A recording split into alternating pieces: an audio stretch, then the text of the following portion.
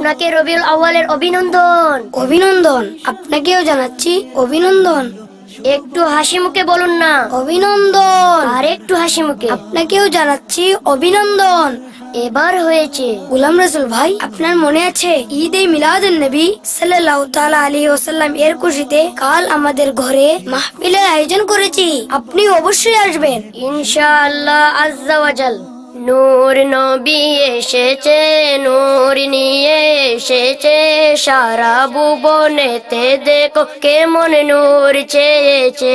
আসসালাতু ওয়াসসালামু আলাইকা ইয়া রাসূলুল্লাহ, আসসালাতু ওয়াসসালামু আলাইকা ইয়া হাবিবাল্লাহ। সুবহানাল্লাহ। রবিউল আউয়াল মাস আসতেই চতুর্দিকে বসন্তকালের আগমন ঘটে। সুবহানাল্লাহ। যখন আমাদের প্রিয় আকা সাল্লাল্লাহু আলাইহি সাল্লাম এর শুভাগমন ঘটে, তখন হযরতে আমিনা রাদিয়াল্লাহু তাআলা আনহা এর পবিত্র ঘর থেকে এমন এক নূরের জ্যোতি বিচ্ছুরিত হলো, যা সমগ্র বিশ্বজগৎকে আলোকিত করে দিল। সুবহানাল্লাহ। খানায়ে কাবা দুলতে লাগলো, আর হযরত জিবরাইল আমিন আলাইহিস সালাম তিনটি